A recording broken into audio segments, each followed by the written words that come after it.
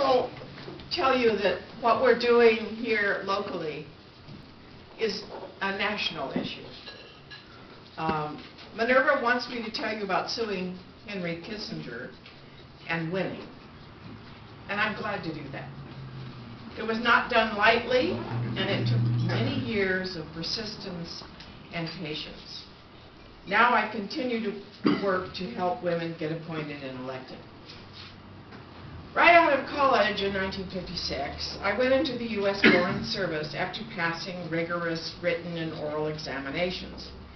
At the time, only 4.6% of U.S. career diplomats were women. There was systemic and systematic discrimination against women at the time. It was considered quite normal. Although it took me 10 years to realize this, being one of 5 girls in my family, I didn't know that people discriminated against women.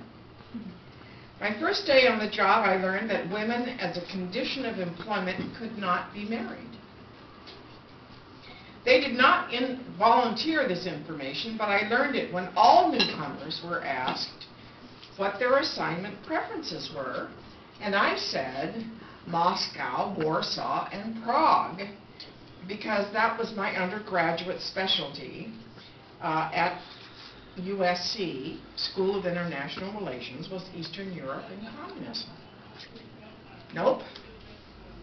We don't send single officers behind the Iron Curtain, I was told. And should I marry, I would have to resign from the service.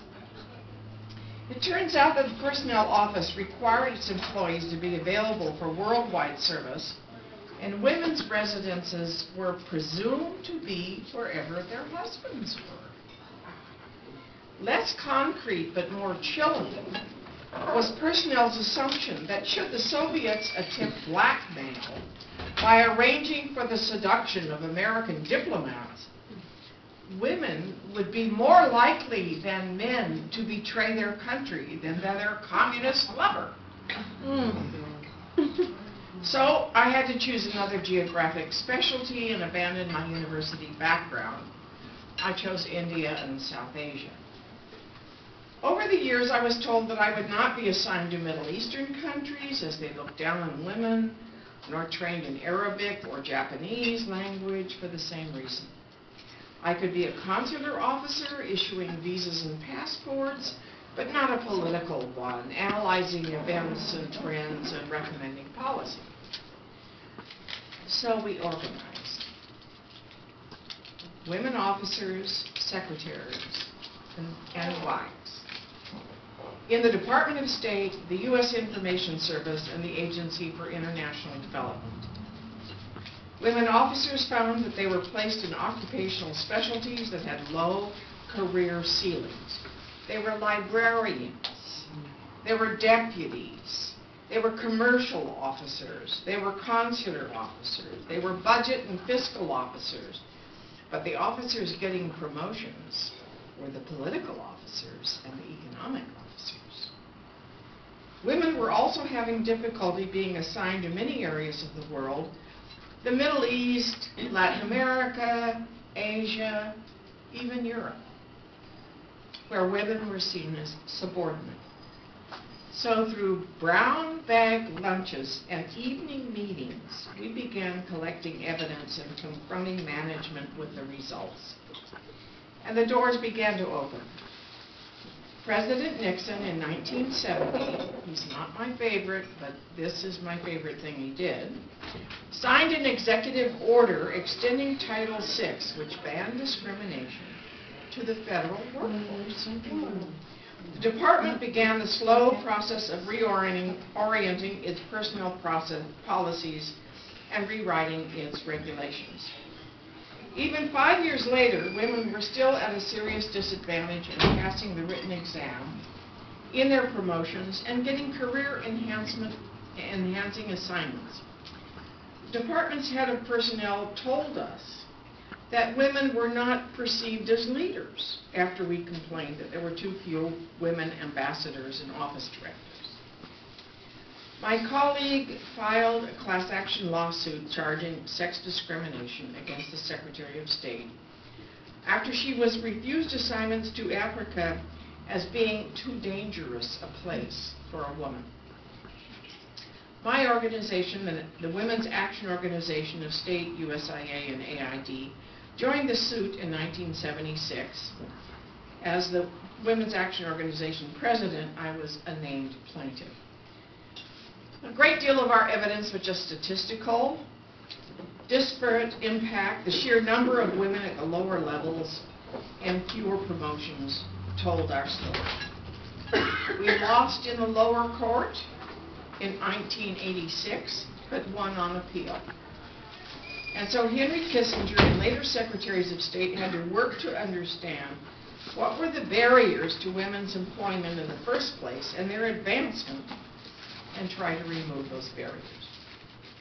Now, when I hear on the radio that Ambassador Ann Patterson in Islamabad accompanied Defense Secretary Gates in his call on the Pakistani president, I am proud that the women of the department fought and won that battle. Today, women make up over 36% of the career diplomats, and there are many more women in leadership positions in the career service.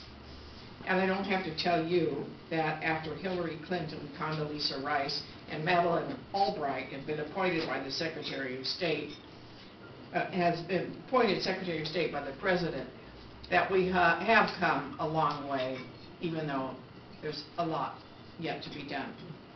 But there are only cracks in the highest glass ceiling, the U.S. presidency, and we are losing ground in both the number of women elected to the House of Representatives and in state legislatures across the country.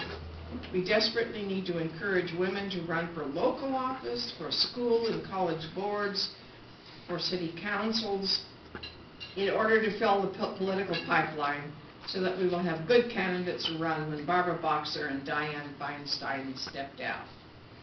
Women legislators and government executives make a difference in passage of legislation that is more friendly to families and children, more effective in their enforcement. This is the reason why I continue my commitment to work towards equality for women through the National Women's Political Caucus at the national, state, and local levels. Tonight I have brought with me Judith Hirschberg, who is the Southern Regional Director of the National Women's Political Caucus in California.